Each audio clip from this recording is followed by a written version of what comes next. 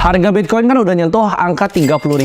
Nah ini banyak banget dari kalian ya yang nanya ke gue, kok itu belinya kapan sih? Apakah belinya sekarang nih? Belinya nanti ya tunggu turun dulu atau kapan sebenarnya belinya? Nah gue punya prinsip sebenarnya walk the talk ya. Jadi gue mau ngajarin kalian apa yang gue lakukan. Gue nggak suka cuma nyuruh kalian terus gue nggak praktekin langsung. Jadi kali ini sebenarnya gue pengen bikinin sebuah series yang spesial untuk kalian, yaitu namanya borong Bitcoin. Jadi ini bakal gue update setiap bulannya sampai nggak tahu kapan. Tapi gue pengen praktekin ke kalian kapan sih sebenarnya waktu yang tepat untuk belinya. Soalnya kalau cuma ngomong doang, ya kan banyak orang bilang, oh bisa beli dari segini. Sebenarnya gue udah sering sharing ke kalian dari awal Januari, dimana gue bilang gue beli itu di sekitar 18-an ribu. Kalian bisa cek di Instagram highlights gue di sini. Ya, jadi gue udah bilang sebenarnya dari lama. Cuman kan waktu itu gue nggak tunjukin, ya gue beli dan nggak diupdate gitu kan. Nah itu kurang asik menurut gue. Gimana kalau misalnya gue praktekin sekarang aja nih, gue bikin akun yang baru dari nol dan kita lihat bareng-bareng perkembangannya seperti apa. Nah sekarang ini sebenarnya kondisinya menarik. Kenapa bisa naik sampai 30-an ribu? Karena cryptocurrency ini menurut gue ada beberapa berita yang price in ke dalam marketnya. Dari kemarin 26 ribu tiba-tiba terbang sampai 30 ribu. Kita lihat bahwa Bitcoin ini bukan aset yang sekarang dipandang sebelah mata. Dulu orang-orang di traditional finance ya kita sebutnya orang-orang perbankan ya, para banker itu banyak yang ngata-ngatain Bitcoin gitu. Seperti Jamie Dimon bilang Bitcoin itu adalah petrok dan segala macam. Tapi kita lihat sekarang institusi besar ya, salah satu yang paling besar yaitu BlackRock, $10 triliun asset under management. Itu udah apply buat ETF ya. Kita lihat Hong Kong ya, ini sebenarnya China soft opening. Di HSBC-nya kita lihat ya, itu udah di-approve untuk ETF Bitcoin dan Ethereum-nya. Jadi cryptocurrency ini bukanlah aset yang dipandang sebelah mata lagi sama orang-orang pada traditional finance. Kita lihat banyak banget ya, aset management seperti Fidelity, Charles Schwab, Deutsche Bank, dan banyak lainnya menurut gue yang bakal ikut sebentar lagi ya. Ini global udah mulai, dan tinggal tunggu waktu aja semua bank di dunia udah mulai melek terhadap hal ini. Jadi kan mereka ini apply-nya mungkin 8-10 bulan lagi, dimana itu udah dekat-dekat Bitcoin halving ya. Jadi kalau kita beli sebelum mereka di-approve, dan itu uang kan masuk banyak, kalian bisa bayangin nggak sih? iShares Bitcoin Trust ya, brand yang dibawa dengan iShares-nya BlackRock itu sangat besar ya. Jadi orang-orang yang tadinya skeptis itu akan masuk semuanya. Jadi alangkah baiknya kita koleksi sekarang sebelum para perbankan itu di-approve ETF-nya.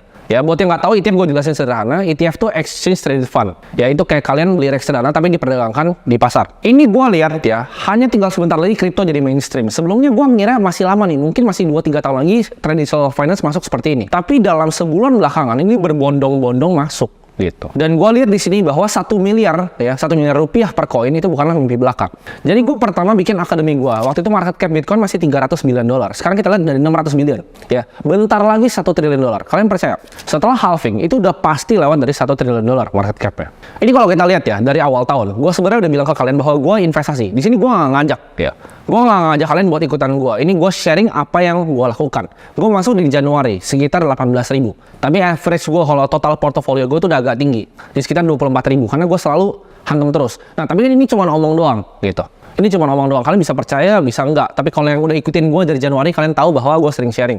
Tapi sekarang gue pengen bikin sesuatu yang lebih transparan. Kalau kita lihat ya, returnnya dari awal tahun, Bitcoin itu ngalahin semuanya. Kalian ngomong indeksnya bond, kalian ngomongin IHSG kita mana -3. Ini kalian chartnya sini ya, di TradingView. Bitcoin tuh bantai semua aset jauh banget, year to date. Ya. Dan kedepannya akan dibantai lebih jauh lagi.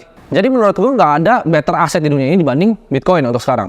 Lo mau ngomong gold, lo mau ngomong S&P 500 ya, apapun itu kalah sama Bitcoin. Gue itu orangnya simple, karena terlalu banyak yang bilang beli sekarang oke nggak, beli nanti oke nggak. Kita praktekin aja bareng-bareng. Lu ikutin aja kalau gue beli gitu ibaratnya ya. Dan kita lihat nih 2, 3, 4, 5 atau berapapun tahun ke depannya. Gue nggak suka simulasiin kalian bilang gini, oh kalian beli Bitcoin sekarang nanti 10 tahun lagi jadi sekian. Nggak perlu ya. Dan mungkin kalian yang nggak percaya dan malah nyinyir. Jadi kita praktekin aja langsung, kita buka portofolio secara terbuka. Gue mau buktiin ke kalian ya, dengan investasi yang paling simpel ya kan. Gue paling suka kata-kata KISS, keep it simple stupid ya kan. Gue pengen tunjukin kalian, kripto itu nyari uang di sana nggak susah ya.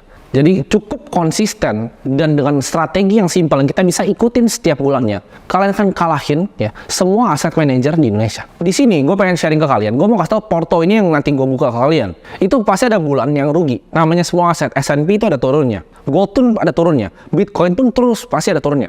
Tapi gue akan tunjukin conviction di mana pas gue beli justru pas turun, dan pikiran gue, thought process gue, berita yang sedang ada di market itu seperti apa. Jadi kalian kayak gue tuntun lah, ibarat lu anak SD nih, Ya gue tuntut di jalan, ikut bareng aja kita gitu. Lu nggak mau ikut nggak masalah, tapi di sini gue mau tunjukin ya. Jangan nanti seriesnya udah 2 tahun, lu lihat wah gila udah dapat berapa dia. Nah sekarang gue pengen bahas metode yang gue akan pakai untuk borong Bitcoin ini ya. Metodenya udah simple banget, namanya borong Bitcoin. Gue cuma akan ngeborong Bitcoin ya. Sebulan dia bilang tiap tanggal berapa? Gue nggak tahu tiap tanggal berapa. Tapi menurut gue di saat waktunya pas gue akan keluarin lagi. Serius ya. Jadi bisa sebulan sekali, gue bisa beli sebulan 2 kali gitu. Bisa sebulan 3 kali terserah. Atau bahkan misalnya 2 bulan sekali. Tapi gue akan sharing setiap kali portonya ini gue tambahin dan gue beliin Bitcoin. Nah ini gue mau kasih tahu dulu kalian bilang, bang berarti itu metodenya dollar cost average dong. Setiap tanggal 1 beli enggak? Ya. Ini banyak banget yang salah kaprah tentang dollar cost averaging. Ini gue akan jelasin di sini. Kalian anggap misalnya punya gaji UMR ya, misalnya 5 juta nih, misalnya. Kalian bisa sisihin 10%, 500 ribu untuk berinvestasi di Bitcoin misalnya setiap bulannya. Pertanyaan gue, ya, apakah itu DCA atau lump sum? Kalian coba pikir dulu. Nah ini kalian banyak yang keliru. Banyak influencer yang bilang oh DCA. Mereka nggak ngerti DCA itu apa. DCA itu kalian misalnya punya uang 5 juta nih. Lu mau cicil 500 ribu dalam 10 bulan itu baru DCA. Tapi kalau gaji lu 5 juta, lu sisihin 500 ribu untuk berinvestasi, lu taruh 500 ribunya itu di sebuah aset, itu lump sum. Karena uang yang lu dapat itu waktu sekian. Ya, lu langsung sisihin, lu taruh. Itu format dari lump sum. Jadi itu bukan dollar cost averaging. Pertanyaannya, kok kenapa nggak di DCA aja kalau kayak gitu? Kenapa kita lump sum seperti ini? Di sini gue bikin video ini, gue nggak mau bikin tentang ngajarin kalian DCA, ngelawan lump sum itu lebih optimal yang mana. Gue hitungin kalian datanya. Lu lihat aja langsung di research di sini. Nanti gue link di bawah ya. Ini research dari Vanguard, lu tinggal download aja lu baca ya. Lebih optimal mana sebenarnya? Dollar cost averaging atau lump sum? Dan kalau kalian tarik datanya, ya, bagaimanapun caranya di Bitcoin ya, akan selalu lebih efektif untuk kita lump sum dibanding kita DCA. Kecuali kalian tahu nih, DCA-nya pas turun terus gitu. Makanya ada yang namanya dynamic dollar cost averaging, tapi itu ntar aja ya. Jadi ini seriesnya simpel banget. Kalau percaya gue, tinggal ikutin. Tapi gue nggak ngajak sama sekali. Lu nggak invest Bitcoin, gue nggak peduli. Kalau bisa lu nggak invest, kenapa gue bisa invest lebih banyak gitu. Harga lebih sedikit, gue bisa invest lebih banyak. Kalau bisa malah nggak usah diinvest. Nah mungkin akan ada beberapa orang jenius yang coba untuk menantang metode gue ini, ya kan? Ala lu ngajar kripto ribut-ribut segala macam, kenapa nggak coba trading aja? Ini kan apa? Nanti setiap kali gue buka nih harga Bitcoin, ntar dia bilang, oh ini chartnya begini, patternnya begini, kenapa nggak trading aja? Gitu kan? Di sini gue akan kasih tahu ke kalian ya. Memang bisa betul di leaderboard FTX waktu itu yang hancur, di leaderboard Bybit, di Binance itu banyak orang yang bisa trading dengan wah dapat yang gila banget gitu. Kayak contohnya GCR ya dan banyak teman-teman yang lainnya, Trio Alpha. Mereka bisa dapat return yang wah gila banget. Tapi gue yakin kalian bukan mereka. Gitu. Mereka itu mendedikasikan waktunya ya 24 jam ngeliat market kripto dan berdansa dengan market. Kalau lu siap itu silahkan gitu. Di sini gue nggak bilang nggak bisa trading untuk jadi kaya. Gue tahu ada beberapa teman gue yang bisa trading kripto dan kaya banget. Tapi gue yakin 99% dari nonton ini nggak siap untuk dedikasiin waktunya untuk trading di kripto. Gue yakin kalian banyak punya kesibukan lain. Kalian punya pekerjaan yang lain. Kalian pengen gandain duit kalian. Nah ini cara yang paling simpel yaitu lu fokus aja kerja, tabungnya di sini asetnya. Karena uang itu adalah energi. Ya, aturan pertama dari termodinamika, first law dari thermodynamics adalah energi nggak bisa dihancurkan, ya, energinya hanya bisa dipindahkan. Jadi kalau kita lihat uang itu energi, kita fokusin energi kita di mana? Dan jawabannya gue ketemu di diri gue sendiri adalah gue fokusin energi gue di Bitcoin. Jadi ini gue mau kasih tau kalian statistiknya. Kalau kalian kehilangan, ya, hanya 13 hari terbaik Bitcoin, kalian hampir kehilangan semua returnnya. Lalu bisa nggak makro timing 13 hari itu?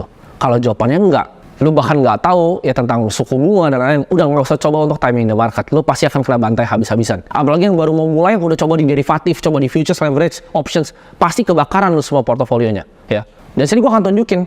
Atau nggak gini aja, lu nggak percaya gua boleh bagi dua portofolionya, 50%, 50%, 50% lu pakai cara lu, ya, lu mau trading futures pakai cara lu, 50 lu coba ikutin yang program gua ini. Kita lihat aja dalam 3 tahun menangnya mana total portofolionya. Karena orang banyak cherry picking, mereka 5% dari portonya ditaruh nih trading nih, oh tuh 100%, paling cuma 5% portonya. Atau cuma 1% dari portonya, oh futures gue bisa 80% nih bang. Iya 1% lah taruhnya. Berani nggak taruh semua uang lo? Kalau taruh semua uang lo di satu aset, naikin 20%, itu lebih besar dibanding cuma 1% naiknya uang gede-gede gitu kan. Jadi cari cara yang paling optimal untuk gandain uang. Terserah kalian caranya mau apa. Tapi di sini gue mau kasih yang paling gampang sebenarnya untuk diikutin sama orang-orang dalam masyarakat yang luas. Buat yang bisa trading, gue hormat ya, hats off to you. Oke, sekarang mungkin pertanyaan dari kalian, oke, kita beli Bitcoin ini pakai apa? Pakai exchange apa? Gue udah sering bilang ya di Instagram gue dan banyak tempat lain, gue itu nggak suka sama sekali di endorse. Jadi gue tuh biasa tolakin semuanya. Gue nggak pernah terima endorse dan gue nggak pernah mau dibayar apalagi untuk aset finansial. Kenapa? Ntar kayak FTX. Gue nggak tahu apa nih, misalnya kalau gue promoin FTX waktu itu gue mati. Gitu. Jadi gue nggak mau ngelakuin hal ini karena gue nggak tahu exchange yang gue akan sebut masih ada lagi atau enggak. Not your keys, not your coin. Belajar self custody. Exchange apapun yang gue pakai di sini, ya lu beli di sana, lu pindahin habis uangnya. Terserah. Kenapa gua taruhnya di exchange? Kenapa gua nggak buka di wallet gua? Karena repot. Ya, kalau untuk kebutuhan video ini repot banget gua untuk pindahin ke wallet dulu, gua buka lagi seed phrase-nya. Ya, jadi ini untuk kemudahan video ini akan gue tunjukin sebuah exchange. Dan gue disclaimer keras di sini. Gue nggak dibayar sama sekali dan gue nggak ngajak kalian untuk pakai exchange ini. Karena kalau misalnya amit-amit ini bangkrut atau yang lain yang gue pakai bangkrut, gue tinggal pindah-pindahin nanti.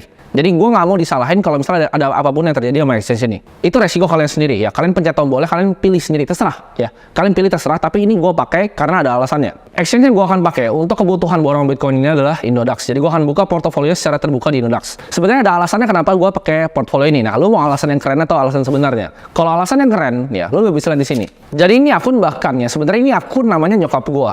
Jadi waktu itu gue karena gue nggak punya KTP, ya kan, perlu KYC. Jadi gue pakai ini gitu. Karena waktu itu gue gak punya KTP, gue main nyolong aja. Nyokap gue bahkan nggak tahu gue punya akun ini ya. Jadi kalau nyokap gue nonton ini, gue nyolong KTP lu ya.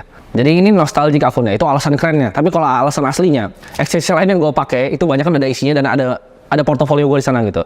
Jadi ini satu-satunya exchange yang kosong. Jadi gue pakai yang ini yang ada aja. Jadi kalian bebas mau pakai exchange apapun, tapi di sini gue mau saranin untuk bisa self custody kalian.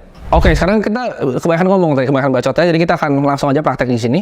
Ini gue udah taruh 100 juta. Jadi ini tadi akunnya 0, ini gue baru taruh 100 juta. Nah di sini gue akan praktekin di mana gue akan beli Bitcoin ya, simple banget. Jadi gue coba di sini. Ini gue pakai yang simple kayaknya. Harusnya ada yang pro sih. Ini gue 100% aja semuanya gue beli. Gue buy coin. Sebenarnya gue udah lama banget nggak pakai Indodax. Jadi kayaknya udah beda aplikasi bahkan dibanding dulu. Udah lebih bagus sih sebenarnya. Oke, gue dapat 0,2 Bitcoin gitu. Oke, go back. Nah, ini jadi portofolio gue nih sekarang. Nah, ini portofolio gue, udah ada Bitcoinnya. Nah, jadi portofolio ini, ya gue akan bikin terbuka untuk kalian. Portofolio ini gue akan buka mungkin di Twitter, di Instagram, ya di TikTok. Terserah, ntar kalian bisa ikutin portofolio ini. Hashtagnya itu adalah gue akan selalu pakai namanya borong Bitcoin. Karena gue akan tunjukin gimana caranya gue borong Bitcoin. Tapi gue nggak terpaku sama exchange ini. Ya, gue bebas, gue mau ngomong toko kripto, kayak gue mau ngomong yang lain bebas. Karena gue sama sekali nggak disponsor. Cuman ini akun exchange yang kebetulan kosong dan gue mau pakai untuk praktekin ke kalian. Video ini kita akan update, ya mungkin setiap bulannya, mungkin sebulan 2 kali, sebulan sekali, sampai nanti kira-kira Bitcoin itu akan halving. Ini gue kasih kalian, ya ini gabungan dari HSBC, BlackRock, Fidelity, yaitu exposure sekitar 25 triliun US dollar. Ya. Bitcoin itu market cap baru 600 million dollar. Kalian di sini perbandingannya. Bitcoin, equity, real estate, bonds, jauh banget. Bitcoin sama credit market aja nggak nyampe 1%. Gue percaya Bitcoin adalah aset terbaik yang pernah diciptakan di dunia ini dan kita akan buktikan tanpa omong kosong. Gue suka banget quotes dari Steve Jobs ya, yaitu marketingnya Apple waktu itu, think different, pikirlah secara berbeda. Kita embrace new paradigm ya, jangan mau jadi dinosaurus yang ketinggalan. Jadi pertanyaan apakah udah kemahalan atau enggak, itu gue beli barusan gitu. Dan gue akan beli terus ya, sampai kalian lihat mau turun bahkan ke 20 bentar gue beliin lagi dan gue tunjukin di sini gitu. Thought proses gue selama proses itu apa. Buat tanya pertanyaan kalian, apakah 30.000 itu kemahalan atau enggak? Jawabannya enggak, buktinya gue baru beli ya. Jadi itu masih jauh banget dari ekspektasi gue, dari target price gue masih jauh banget, dan gue gak akan jual dalam waktu yang singkat. Ini gue akan tahan untuk 10 tahun, 20 tahun, 30 tahun, 40 tahun, 50 tahun gitu bahkan. Jadi ini aset play yang panjang, tapi balik lagi gue nggak tahu if ada force merger apapun ya, bukan tanggung jawab gue karena kalian beli di sini, kalian self custody sendiri ya. Jadi ingat, not your keys itu not your coin. Nah buat yang ngerti maksudnya apa itu, kalian pelajarin dulu ya, apa itu public key, private key, cryptography, hashing dan semuanya kalian pelajarin. Apa itu SHA-256, kalian pelajarin semua secara detail dulu, baru nyemplung ke sebuah aset gitu. Karena saran gue jangan beli kucing dalam karung. Kalau kalian nggak ngerti tentang Bitcoin, kalian nonton ini, ini kayaknya nggak jelas nih Bitcoin, nggak usah beli. Ya, nggak usah beli, lanjutin apa investasi yang kalian ngerti. Jadi ya gitu dong, video simple dan kita akan update terus. Bye-bye.